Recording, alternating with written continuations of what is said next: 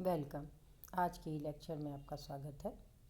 Relativity of कोलोकलिटी, जिसे दूसरे time deletion के नाम से भी जानते हैं, समसन स्थिति की अपेक्षिकता, रिलेटिविटी ऑफ कोलोकलिटी क्या होती है, आइए आज अध्ययन करते हैं। लॉरेंज रूपांतरण समीकरण का एक और महत्वपूर्ण परिणाम निकल कर आया, किसी समय अंतराल की काल वृद्धि है। इससे यह निष्कर्ष प्राप्त होता है, निरपेक्ष समय का जिसका मान सब प्रेक्षकों के लिए समान हो कोई महत्व नहीं है।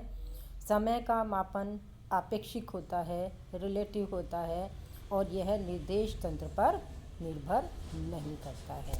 तो क्या चीज़ देखी हमने कि समय अंतराल की काल वृद्धि लॉरेंज रूपांतरण समीकरण का एक महत्वपूर्ण रिजल्ट है। दूसरी चीज़, समय का मापन रिलेटिव होता है। मान लीजिए किसी निर्देश तंत्र एस डैश में एक ही नियत स्थिति पर दो घटनाएं, जैसे घड़ी की टिक टिक के मध्य समय अंतराल टाइम डिफरेंस टो नॉट है, टाइम इंटरवल टो नॉट है। यह निर्देश तंत्र एस डैश दिश में ये दोनों घटनाएं समसन स्थिति यानी कोलोकल पर है। इन घटनाओं अर्थात घड़ी के लिए प्रॉपर निर्देश तंत्र कहलाता है।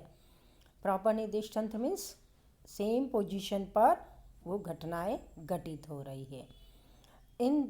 यदि इन दो घटनाओं का प्रेक्षण किसी अन्य निर्देश तंत्र एश, जिसे हम लेबोरेटरी फ्रेम ऑफ रेफरेंस में लें, तो वह घड़ी या घटना स्थिति v वेग से प्लस x दिशा में गतिशील प्रेषित हो, तो इस निर्देश तंत्र में दोनों घटनाओं की स्थितियां एक ही प्रेषित नहीं होगी।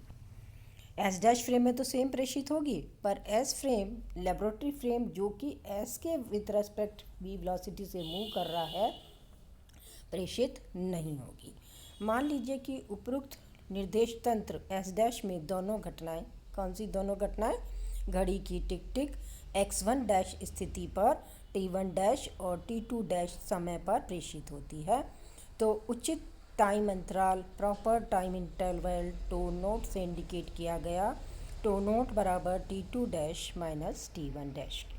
देखिए ये एस डैश फ्रेम जो है वो हमारा प्रॉपर फ्रेम है। X dash y dash z dash इसकी एक्सीज है। सी जो है यहाँ पर एक क्लॉक लगा हुआ है। x1 डैश इसकी पोजीशन है। ये भी मूव कर रहा है और वॉच भी मूव कर रही हो, ठीक है। तो ये क्या होगा, आपको स्थिर दिखाई देगा, यानी इसके लिए ये इवेंट स्टेशनरी है, तो वो x1 डैश पोजीशन पर ही प्रेषित होगी।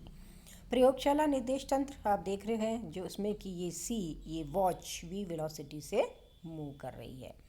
ये घटनाएं निर्देश तंत्र एस में, जिसके सापेक्ष एस डैश v वेग से x दिशा में गतिशील कर रहा है, t1 और t2 पर प्रेषित होती है। इनकी स्थिति समान प्रेषित नहीं होगी। अतः लॉरेंज रूपांतरण समीकरण से t1 डैश के साथ किस तरह से रिलेट है, इनवर्स लॉरेंज रूपांतरण यूज़ किया गया है। t1 बराबर t1 dash plus v x1 dash divided by C square and divided by 1 minus we square by C square under root which is gamma t1 dash v x1 dash and C square. What is t2? t2 बराबर gamma t2 dash plus v x1 dash upon C square. देखिए relativity of colocality से क्यों कहा गया, x1 dash position यहाँ पर same है। s में प्रेषित समय अंतराल टो बराबर t2 माइनस t1। इन दोनों इक्वेशंस को ये आपको जो नज़र आ रही है, t1 बराबर gamma t1 dash plus v x1 dash by C square, t2 बराबर gamma t2 dash plus v x1 dash by C square. इसमें से t2 में से t1 को सब्ट्रैक्ट कर लीजिए। जब आप इसे सब्ट्रैक्ट करेंगे तो हमारे पास s में प्रेषित समय अंतराल टो बराबर gamma t2 dash minus t1 dash के आएगा, which is gamma tau naught, क्योंकि t2 dash minus t1 dash हमने टो नॉट माना है, ये रहा, तो इसे हमने यहाँ पे सब्सिट्यूट कर दिया है।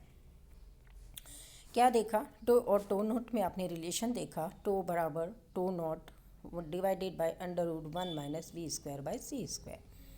टो नॉट जो है प्रॉपर टाइम इंटरवल है, और टो जो है आपका एस में प्रेषित समय अंतराल है। चूँकि under root 1 minus we square by C square सदैव 1 से कम होगा। सी क्या है, लाइट की वेलोसिटी है, तो आप डिवाइड करेंगे तो 1 माइनस समथिंग, तो ये सदैव 1 से कम होगा, अतः टो सदैव टो नोट से अधिक प्रेषित होगा। कैसे समझें इसे? फिजिकली समझते हैं। इस प्रकार किसी घड़ी की दो टिक टिक के मध्य समय अंतराल प्रॉपर फ्रेम ऑफ रेफरेंस में यदि 1 सेकंड है, तो अन्य जड़त्वीय निर्देश तंत्रों में जिसमें घड़ी गतिशील प्रेषित होगी यह समय अंतराल अधिक होगा, अर्थात घड़ी धीरे धीरे चलती प्रेषित होगी। इस प्रकार उपरोक्त निर्देश तंत्र में स्थित घड़ी के सापेक्ष कोई अन्य निर्देश तंत्र में स्थित घड़ी C2 जो C1 के उपरोक्त फ्रेम में गतिशील है, सदैव धीरे धीरे चलती प्रेषित होगी। इसी प्रकार C2 के उपरोक्त फ्रेम में C1 गतिशील प्रेषित होगी, वह C2 की तुलना में C1 धीरे धीरे चलने लगेगी।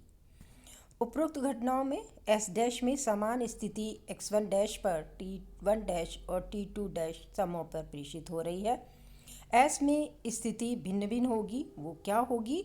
x1 बराबर x1 dash plus VT1 dash divided by √1 minus V square by C square. And what is x2? Inverse Lawrence transform से x2 बराबर x1 dash plus VT2 dash 1 minus V square by C square √ x1 dash देखिए दोनों के अंदर same है, क्योंकि S dash frame में position एक ही है, लेकिन S फ्रेम में पोजीशन अलग अलग आ रही है, और वो पोजीशन क्या आ रही है?